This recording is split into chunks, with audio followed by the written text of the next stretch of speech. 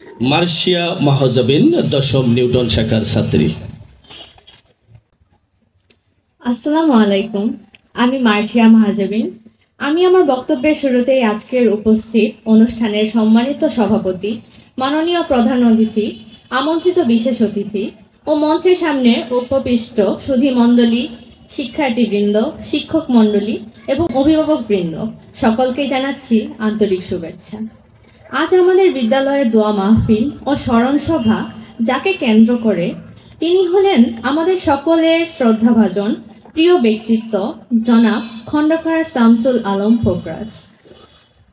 তিনি হলেন আমাদের এই নবাবগঞ্জের একজন বিশিষ্ট ব্যক্তি। প্রিয় ব্যক্তিত্ব জনাব খন্দকার আলম পোখরাজ, তিনি আমাদের সকলের পরিচিত অত্র এলাকার একজন অন্যতম মহান ব্যক্তিত্ব, শিক্ষানুরাগী, বিশিষ্ট ব্যবসায়ী, বীর মুক্তিযোদ্ধা।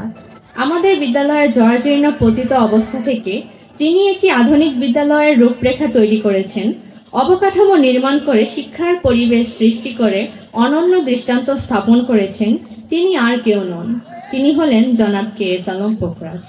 এই পরোপকারী এবং মহান পুরুষ আজ আমাদের মধ্যে নেই।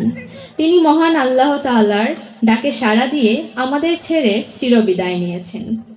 তিনি 12ই ফেব্রুয়ারি 2021 সাল রোজ শুক্রবার বিকেলে ঢাকার স্কয়ার হাসপাতালে বাদ জুম্মা সকলের মায়া ত্যাগ করে আল্লাহর কাছে চলে যান। 71 বছর বয়সেই তিনি তার শেষ নিঃশ্বাস ত্যাগ করেন। তিনি রাজ ওভারসিজের কর্ণধার ছিলেন। তিনি সমাজ, বিদ্যালয়, মসজিদ এবং দারিদ্র বিমোচনে সর্বদাই অগ্রণী ভূমিকা পালন করেছেন। নবাবগঞ্জ উপজেলার কেন্দ্রীয় শহীদ মিনার নির্মাণে প্রধান পৃষ্ঠপোষক ছিলেন তিনি।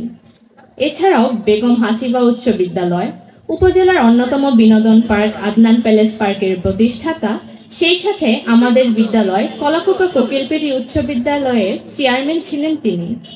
1971 সালের স্বাধীনতা যুদ্ধের একজন সাহসী গেরিলা সম্মুখ যোদ্ধা ছিলেন জনাব কে.এস. আলম পোখরাজ। তিনি নবাবগঞ্জের একজন সূর্য সন্তান। আজ আমরা এই উজ্জ্বল নক্ষত্রকে হারিয়ে এক অপূরণীয় ক্ষতির সম্মুখীন, যা হয়তো আর কেউ কোনোদিন পূরণ করতে পারবে না। স্মরণ সভায় আগত সকল অতিথিবৃন্দ শোকে কাতর এবং মর্মাহত। মানুষ বাঁচে তার কর্মে, বয়সে নয়। আমরা কলাকুপা কোকিলপেড়ি উচ্চ বিদ্যালয়ের শিক্ষার্থীরা আমাদের এই প্রিয় অভিভাবককে শ্রদ্ধা ভরে স্মরণ করি। আমাদের বিদ্যালয়ের শিক্ষার্থীদের পক্ষ থেকে এই ব্যক্তিত্বকে সশ্রদ্ধ সালাম। উনি আমাদের মাঝে বেঁচে থাকবেন ওনার কর্মের মাধ্যমে। আমরা ওনার সকল আদর্শ মনে প্রাণে লালন করি এবং তার এই আদর্শের মাধ্যমে আমরা অনুপ্রেরণা লাভ করি এবং নিজেদের গড়ে তুলি, যাতে আমরাও সমাজ ও দেশ সেবায় অগ্রণী ভূমিকা পালন করতে পারি। পরিশেষে আমরা মহান আল্লাহর নিকট প্রার্থনা করি তিনি যেন বেহেশতের উত্তম স্থানে অধিষ্ঠ হন। আমিন। আসসালামু আলাইকুম।